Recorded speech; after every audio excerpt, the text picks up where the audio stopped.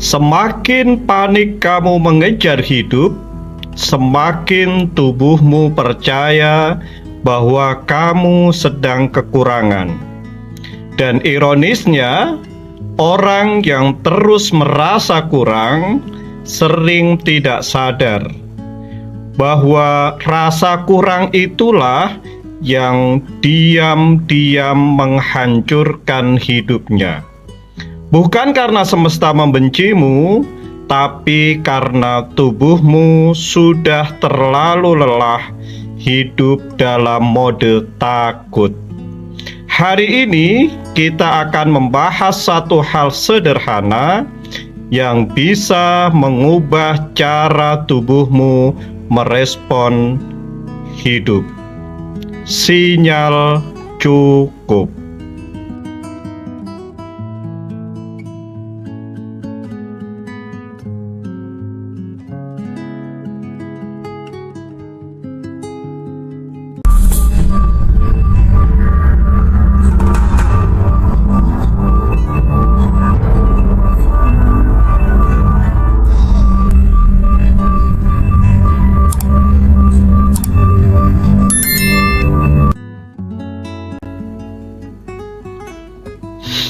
Halo sahabat semesta, saya Odi Ahmad, sahabat perjalanan batinmu.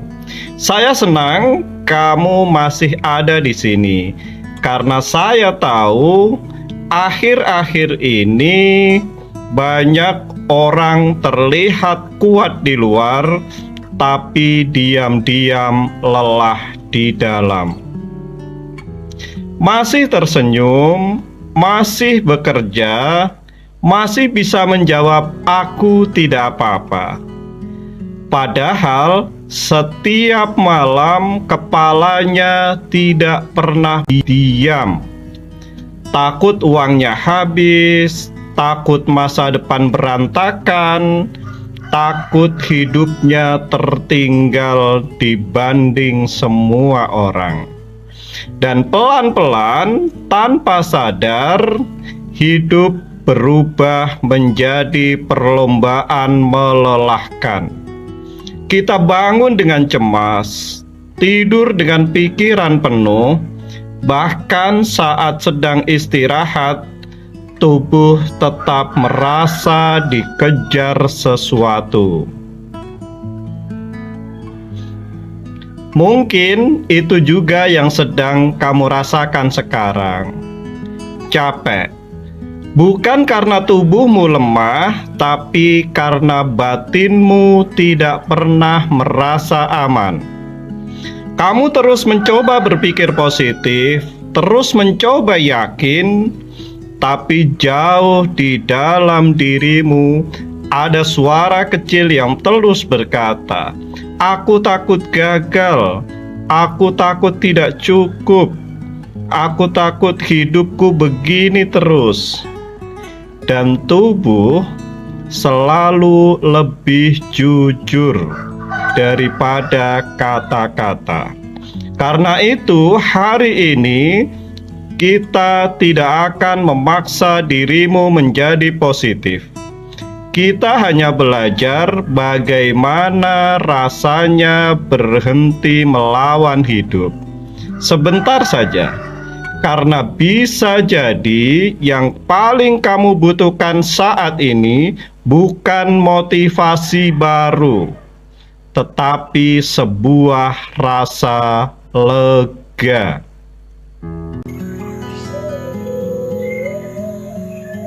Kode semesta.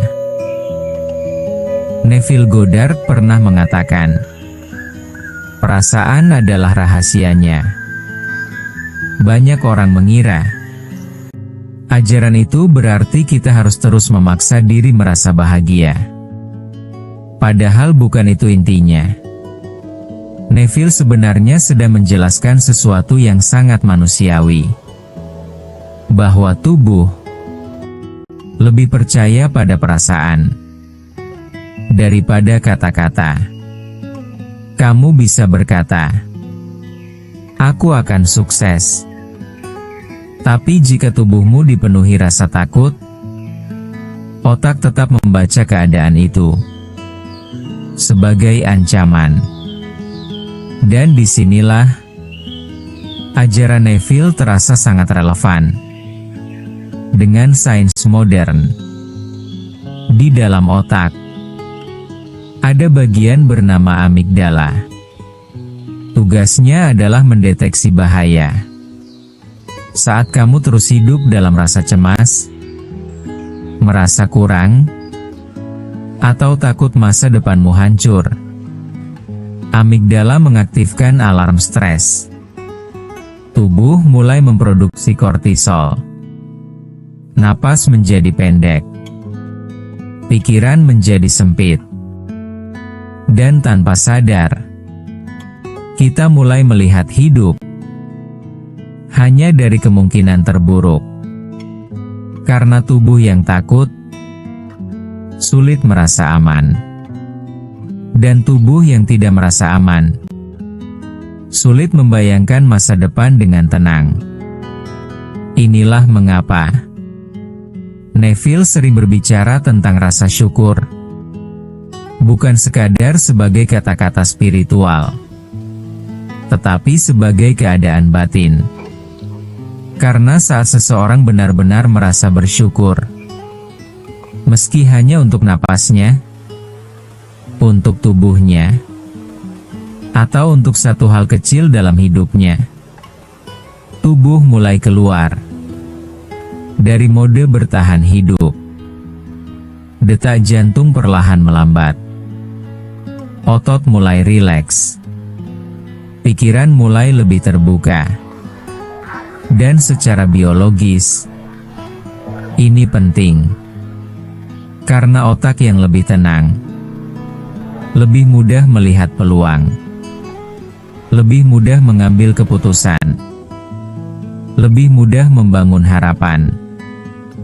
Jadi mungkin manifestasi yang paling pertama bukan tentang menarik uang atau membuat keajaiban besar terjadi, tetapi tentang mengubah kondisi batin dari takut menjadi cukup aman untuk kembali percaya pada hidup.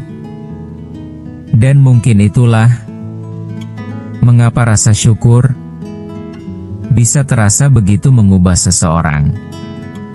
Bukan karena ia sedang berpura-pura positif, tetapi karena untuk sesaat tubuhnya berhenti perang dengan hidup. Sinkronisasi batin. Sekarang saya ingin kamu berhenti sebentar. Tidak perlu memikirkan targetmu dulu. Tidak perlu memikirkan semua yang belum terjadi. Karena tubuh yang terlalu lelah tidak membutuhkan tekanan baru. Ia hanya memerlukan rasa aman. Tarik nafas panjang dan buang pelan-pelan. Sekali lagi, tarik nafas dan lepaskan. Rasakan rahangmu mulai rileks. Rasakan bahumu perlahan mulai turun. Dan untuk beberapa menit ini, kamu tidak perlu membuktikan apapun kepada siapapun. Sekarang, jangan mencoba merasa kaya. Jangan mencoba dirimu untuk merasa bahagia. Neville tidak pernah benar-benar mengajarkan kepalsuan. Ia mengajarkan keadaan batin. Dan keadaan batin paling sederhana yang bisa mengubah tubuhmu adalah rasa syukur yang jujur. Bukan syukur karena semua sempurna, tapi syukur karena kamu masih bertahan sejauh ini. Syukur karena tubuhmu masih bisa bernafas. Syukur karena hidupmu belum selesai. Sekarang katakan perlahan dalam hati, terima kasih untuk nafas ini, untuk tubuhku yang masih bertahan hingga detik ini. Terima kasih. Terima kasih untuk hidup yang masih memberiku kesempatan. Terima kasih.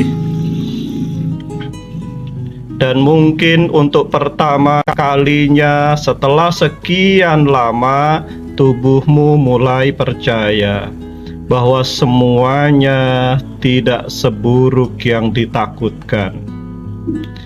Diamlah di sini sejenak dalam rasa syukur itu. Hadirkan rasa syukur itu, syukuri semuanya. Rasakan kelegaan, kesyukuran, terima kasih. Rasakan dengan jujur.